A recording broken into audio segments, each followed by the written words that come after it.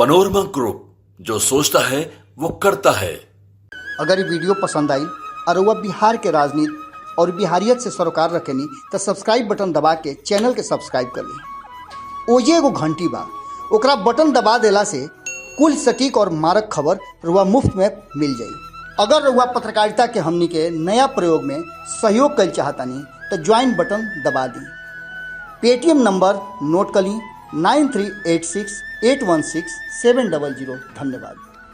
नमस्कार, भीतर की बात देख रहे हैं आप और मैं विकास सिंह आपके साथ। भीतर की बात में नीतीश को तेजस्वी कर सकते हैं चित, पर लालू की दोनों बेटियां हार रहे हैं। आखिरकार जब तेजस्वी यादव नीतीश कुमार को चित कर सकते हैं तो लालू की जो दोनों बेटियां हैं वो चुनाव कैसे हार रहे हैं, क्या कारण है इसका, तमाम मुद्दों पर हम बात करेंगे। और बात करने के लिए हमारे साथ इस वक्त बाबा है। बाबा, स्वागत है आपका। बहुत बहुत धन्यवाद। बाबा, नीतीश कुमार को तेजस्वी यादव तो चारों खाने चित कर सकते हैं, लेकिन लालू की बेटियां जो है वो चुनाव कैसे हार रहे हैं? देखिए, बिहार के 40 सीटों पे चुनाव होना है जी, जिसमें पहले चरण का जो हम लोग खबर कर रहे हैं, इसके 12 घंटे 13 घंटे के बाद वोटिंग शुरू हो जाएगी। बिल्कुल। ईवीएम में भाग्य 4 लोगों का, 4 लोगों के क्या मतलब करीब 7 से 8 लोगों का, 38 लोग टोटल हैं चारों में, तो उन लोगों का भाग्य जो है ईवीएम में कैद हो जाएगा और उसके बाद दूसरे राउंड की शुरुआत होगी जी। लेकिन इन 40 सीटों में सबसे ज़्यादा अगर चर्चा की है तो 400 की तो हो नहीं रही है, कुछ सीटों की चर्चा हो रही है। बिल्कुल। नीतीश कुमार की जो 16 सीटें हैं उसकी चर्चा खूब हो रही है। आपने कभी कहीं सुना है कि भाजपा वाली सीटों का चर्चा खूब हो रहा हो? नहीं, भाजपा का तो बिल्कुल चर्चा नहीं, कोई चर्चा नहीं हो रही है। यानी कि कहीं ना कहीं ये बात तय मान के चलिए कि भाजपा जीत रही है। बिल्कुल। यही ना है लोगों के मन में परसेप्शन। बिल्कुल। चर्चा उसी की होती है जो जिसमें कुछ हो। हाँ। लेकिन इन 17 सीटों पे कोई अंतर नहीं पड़ रहा है। तो 17 सीटें में से ये दोनों बहन जो लड़ रही है वो किसके खेमे में है? बीजेपी, भाजपा के खेमे में। बिल्कुल। इस पर कितना बात कीजिएगा, हम डिटेल में बताते हैं कि आखिर हम क्यों कह रहे हैं और क्या है आंकड़ा जिसके चलते ये चुनाव नहीं जीतने की स्थिति में है। हालांकि जीत भी जाए तो कोई बहुत बड़ी बात नहीं होगी, लेकिन अभी जो वर्तमान परिस्थिति बनी है और पहले राउंड के वोटिंग से पहले तक जो परिस्थितियां बनी है, इतना सब कुछ करने के बाद अभी ये ग्राफ नहीं कह रहा है कि ये ग्राफ जो है भाजपा से थोड़ा सा भी 19-20 हुआ है, सूत बराबर भी। लेकिन दूसरी तरफ 16 सीटें नीतीश कुमार की है, उसकी खूब चर्चा हो रही है। उसमें सबसे ज़्यादा चर्चा कहाँ हो रही है? तो पूर्णिया चले जाइए, क्या होगा पूर्णिया में? पप्पू यादव तो ये कर लेंगे, पप्पू यादव तो वो कर लेंगे। बिल्कुल। पप्पू यादव ने जिस तरह से वहाँ पूर्णिया के लोगों को के साथ अपना टाई अप किया है, अपना एक संबंध बनाया है, वो संबंध न तो बीमा भारती बना पाई है, बिल्कुल, न संतोष कुशवाहा बना पाया। अगर बनाए होते तो निश्चित रूप से प्रधानमंत्री जब गए तो उनकी सभा में भीड़ होती, बाकी की जगहों में भीड़ थी। नवादा में आप देखे होंगे कि बाहरी उम्मीदवार कहे जा रहे हैं, लेकिन फिर भी भीड़ है, बहुत भीड़ था। तो ऐसी स्थिति में वहां तो आप गए ही थे, मैं वहाँ खुद गया था। तो आप खुद ही गए थे।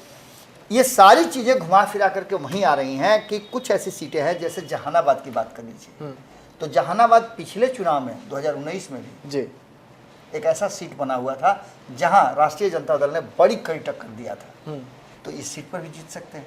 करीब आधा दर्जन सीटें हमने आइडेंटिफाई किया है।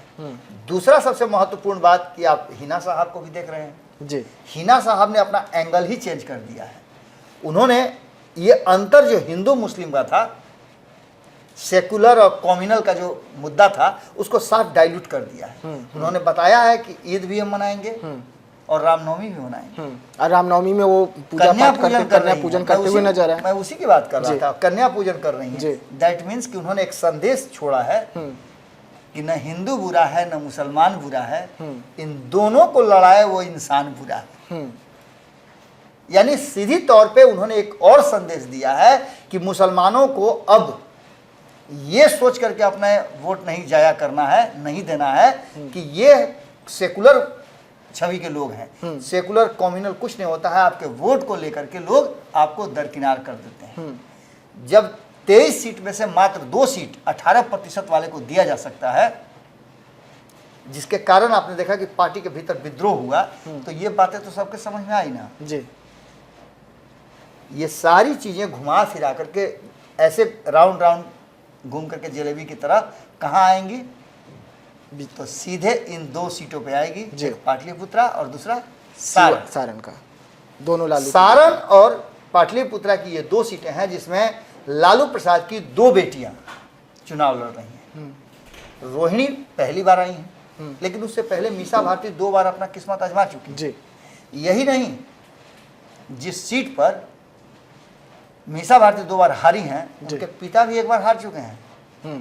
2008 में इस सीट का परिसीमन हुआ था, 2009 में पहला चुनाव हुआ था, और रंजन यादव जो लालू प्रसाद के साथ रह करके राजनीति का ककहरा सीखे जी, वो उनको हरा देते हैं। वहीं दूसरी तरफ आप देख लीजिए कि 2 चुनाव 2014 और 2019 का वही शख्स लालू प्रसाद की बेटी मीसा भारती को हरा देते हैं, जो कभी लालू प्रसाद के राइट हैंड हुआ करते थे, रामकृपाल यादव। अब इसके पीछे की जो कहानी है ये तो इतिहास था। अब भूत और भविष्य को छोड़ दीजिए, अब आइए वर्तमान में जी। जो वर्तमान में 2024 की परिस्थितियां बनी हैं। हालांकि ऐसा नहीं है कि मीसा भारती ने फाइट नहीं किया है, मीसा भारती ने 40,000 के अंतर से ज़्यादा होने नहीं दिया है जीत को। तो इसका मतलब आप समझ सकते हैं कि फाइट तो देती ही हैं। यहाँ का जो जातीय समीकरण है वो भी उनके पक्ष में जाता है, लेकिन रामकृपाल यादव किस जाति से आते हैं? भी तो यादव हैं। बिल्कुल। और वो यादव जो हैं वो कौन सा यादव हैं?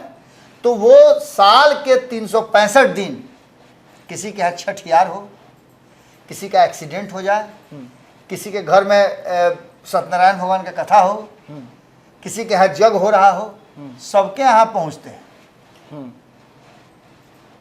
तो क्या उस व्यक्ति से, उस आदमी से लोगों का लगाव नहीं होगा? जी। एक व्यक्तिगत रिश्ता है। दूसरा एक समीकरण आप सोचिए कि MY समीकरण को यदि जोड़ देते हैं तो 4 लाख यहाँ पाटलिपुत्रा में यादव है। इसके अलावे भूमिहारों की संख्या 3 लाख है, ब्राह्मण की संख्या 1 लाख है, कुर्मी लगभग 1,70,000 है जी। इसके अलावा मुस्लिमों की संख्या 1.5 लाख है। यानी टोटल जो 16.5 लाख वोट है उसमें से 5.5 लाख के आसपास जो वोट है वो कहीं ना कहीं इस MY समीकरण का है जी।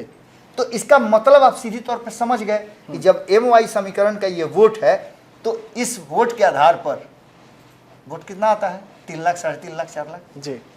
ये वोट ट्रांसफर होते हैं। अब ये यहाँ जो समीकरण बना है उसमें MY समीकरण को लौकुश समीकरण से जोड़ने की कोशिश की गई है, बाप की पार्टी बताने की कोशिश भी की गई है, लेकिन ऑलरेडी जब एक जगह हो जहां आप खूब आराम से रह रहे हो जी, किसी तरह का दिक्कत नहीं हो, बेड पे आपको चाय कॉफी मिल जाए, तो काहे उस घर को छोड़िएगा? बिल्कुल।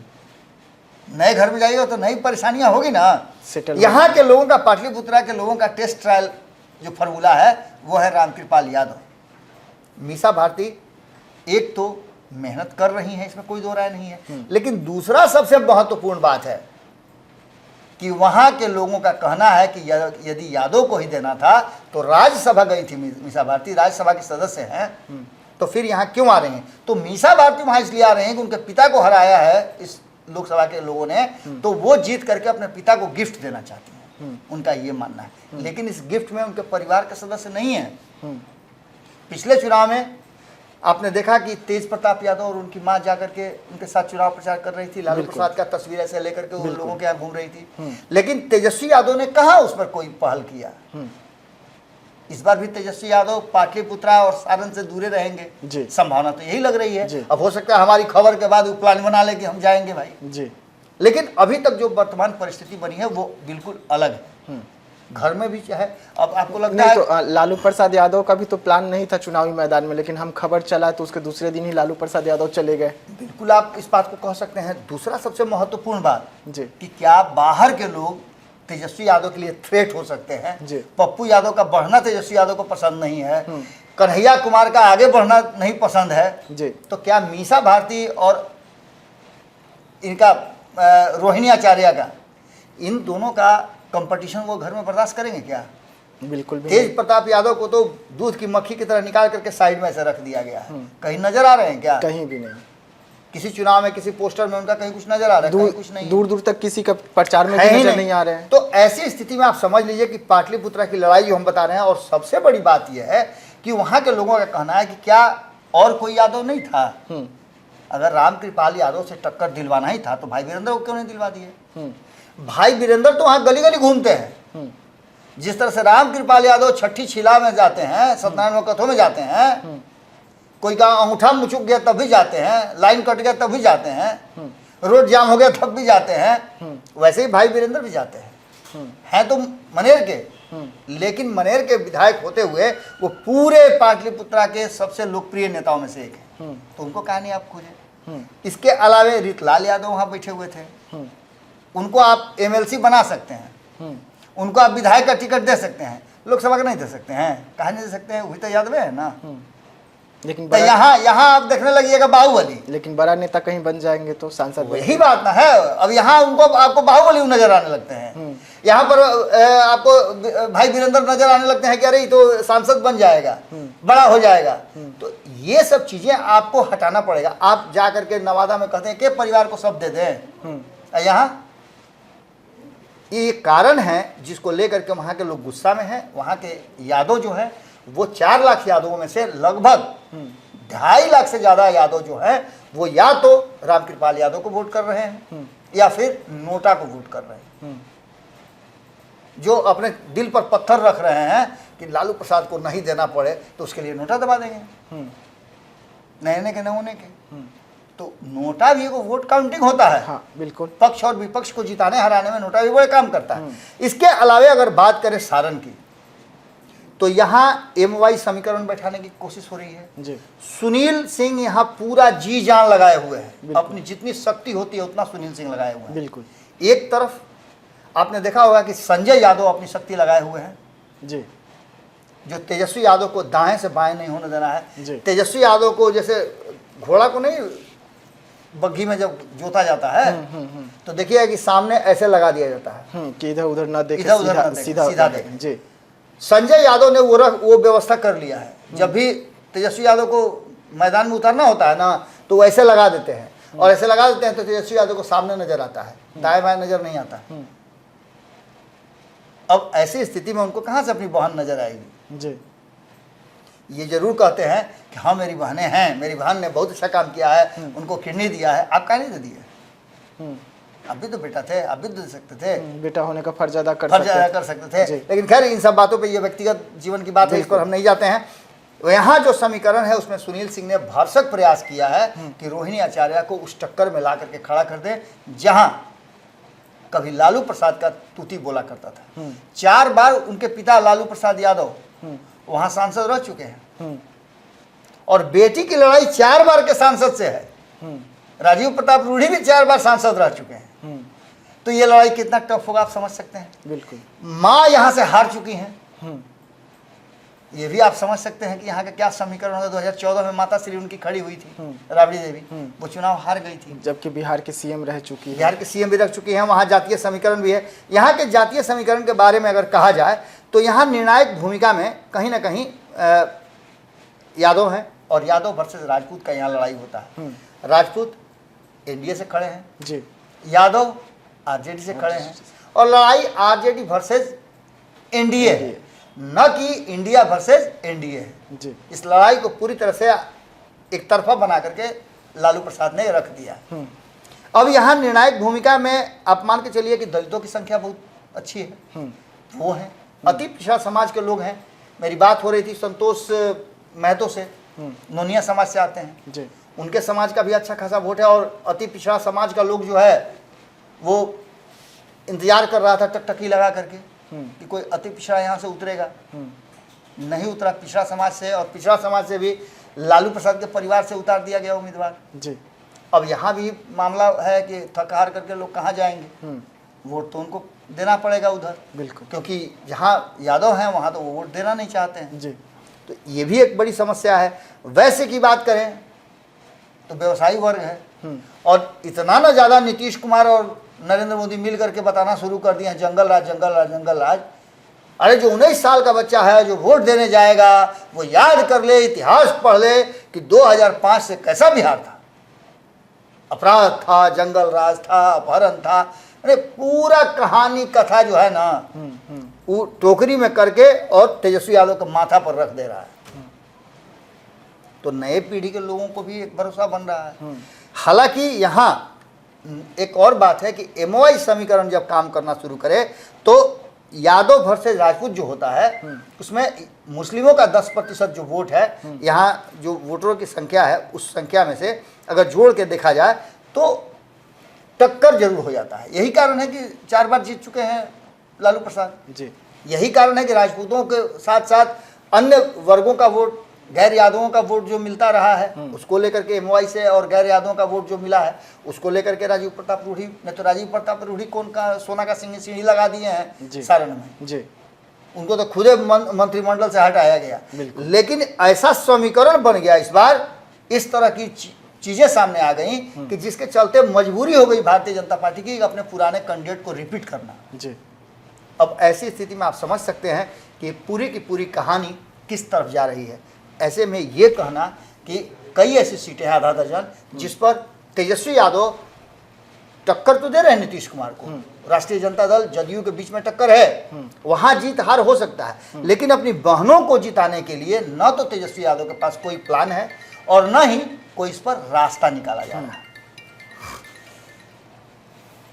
जी हाँ, तो भीतर की बात देख रहे थे आप, जहां पर हम आपको समझा रहे थे कि नीतीश कुमार को भले ही तेजस्वी जो है वो चित कर सकते हैं, लेकिन लालू प्रसाद यादव की दोनों बेटी जो है किस तरीके से चुनाव हार रही है, इसका समीकरण हम आपको समझाने का कोशिश कर रहे थे। उम्मीद है कि अब आपको समझ में आ गया होगा कि दोनों जगह का जो समीकरण है वो क्या कुछ बता रहा है और किस तरीके से वहां पर रणनीति अपनानी है। तो ऐसे तमाम खबरों के लिए आप बने रहिएगा हमारे साथ। दीजिएगा इजाजत, धन्यवाद।